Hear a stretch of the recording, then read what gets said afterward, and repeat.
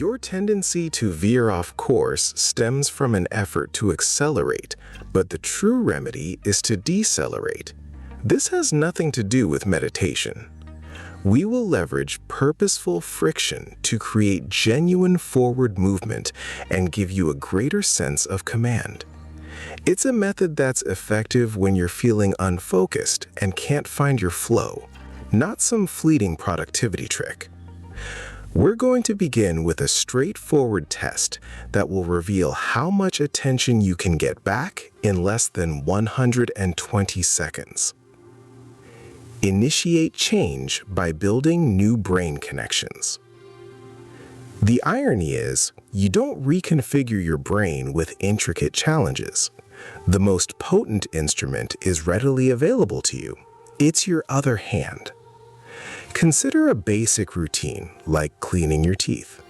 Your mind relies on established, streamlined circuits for that. The instant you use the opposite hand, those routes become ineffective. Your brain is then compelled to activate unfamiliar zones and construct new links just to accomplish the action.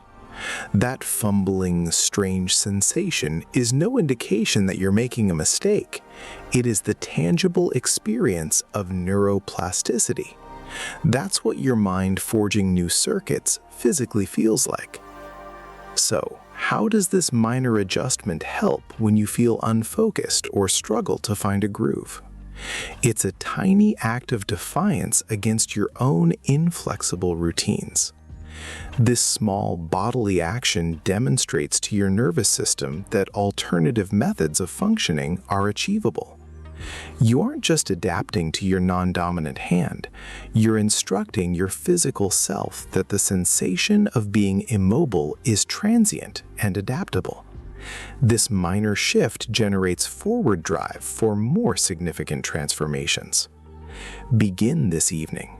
Use your other hand and observe the sensation of consciously creating a new route. Clash of cues. Upon opening a document to begin your work, you find yourself rereading the initial line. Your thoughts have already drifted off, contemplating your next meal or glancing for a missed alert. You're continually struggling to maintain your train of thought. This isn't a breakdown in self-control, it's an underdeveloped mental break. A straightforward cognitive drill, employing only text in various colors, can reinforce it. Your brain is conditioned to process words automatically, a reflex you cannot simply deactivate. However, when you observe the term red displayed in blue coloring and compel yourself to vocalize blue, you engineer an intentional bottleneck in your thinking. It's within that fleeting hesitation, the split second of internal struggle, that the significant effort takes place. You are conditioning the exact mental circuitry that enables you to tune out a disruptive notification, push back against the impulse to delay, and maintain concentration on your actual objective. This is a precision workout for your brain's inhibitory controls. How often does your concentration stray without your consent? Each time you engage in this practice, you fortify your capacity to screen out that mental static. We frequently attempt to alter our surroundings to foster focus, but the true advantage lies in honing the filter inside your own head. You cease being carried away and begin to steer your attention. This process isn't about discovering more determination or stamina. It's about making the concentration you currently possess more potent, one deliberate decision at a time. Broader perspective. Your ability to direct your attention is improving, but how do you cope when the data itself feels like an attack? Upon viewing a packed email, your eyes begin to leap erratically. Your gaze flits between the sender's name and a word in bold text, then reverses course. Feeling of being disjointed sets in, forcing you to review the same sentences repeatedly as establishing a flow seems impossible. This struggle is not due to a lack of self-discipline. Rather, it indicates that your vision is following an unproductive pattern for interpreting the material before you. Imagine if it were possible to condition your eyesight to remain steady, enabling you to perceive more with less movement. A specific instrument exists for this purpose, the Schulte table.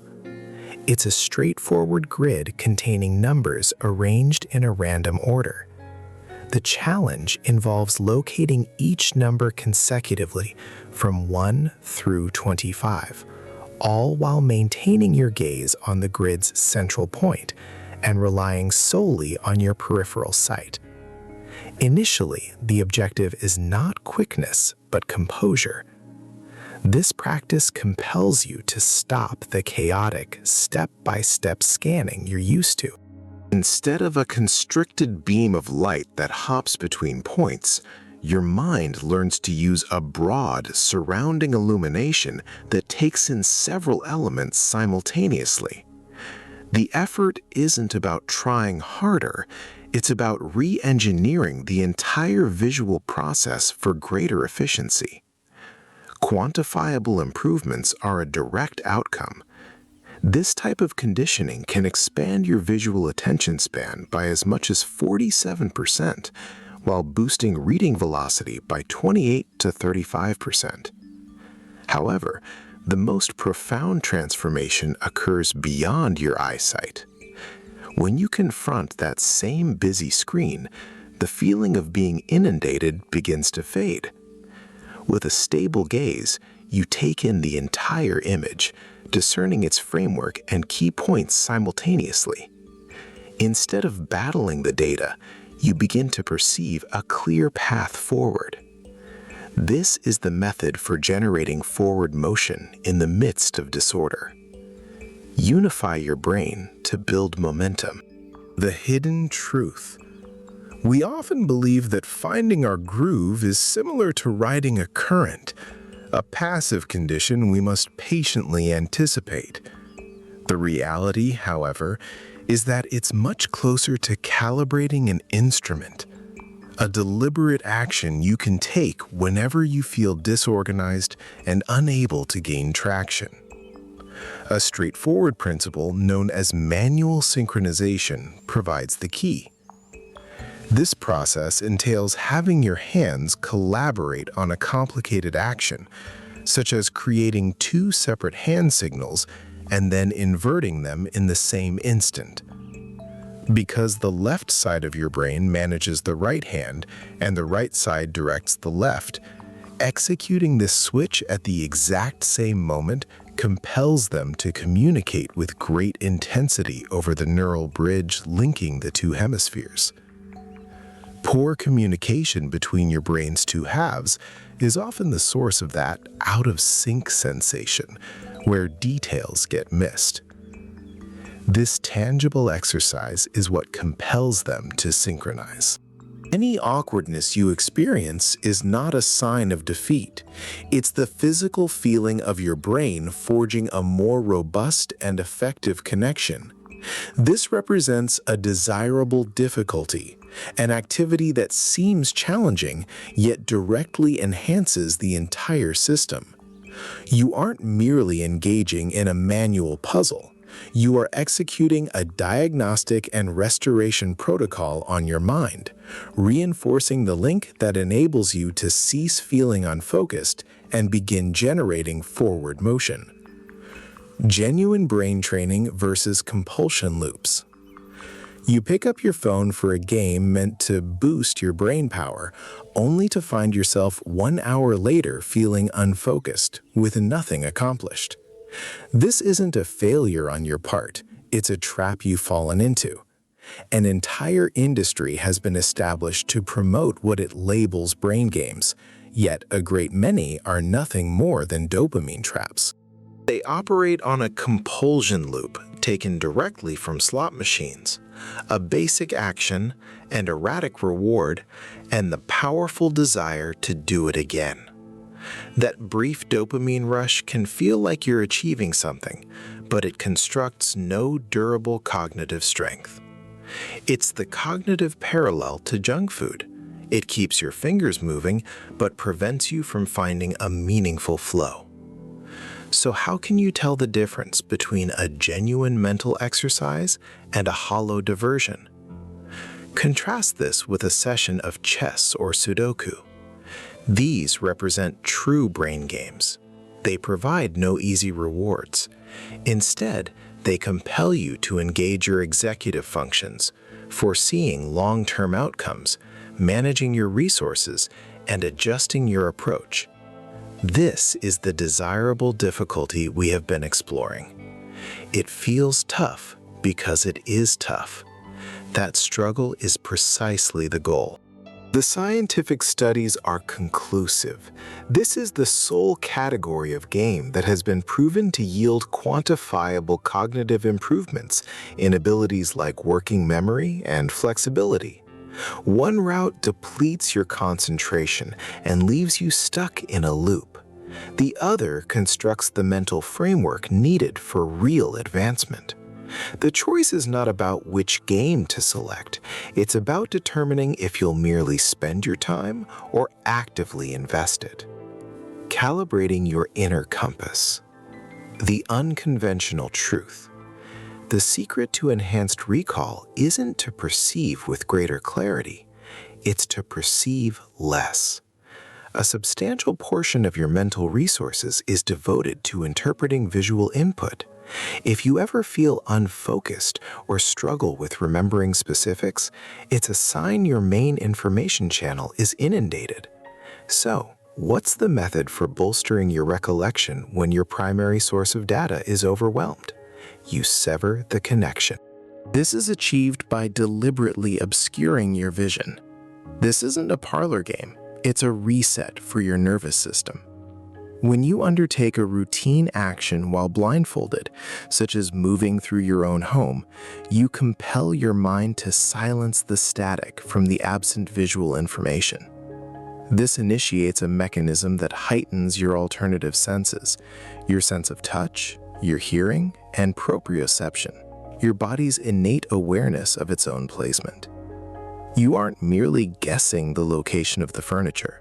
Instead, you are deliberately accessing and refining a vague mental layout. That sensation of ineptitude and clumsiness is a signal that your mind is constructing a more dependable inner blueprint. It's a focused drill for your neural memory pathways, compelling them to operate without their customary support. And this is more than just a concept.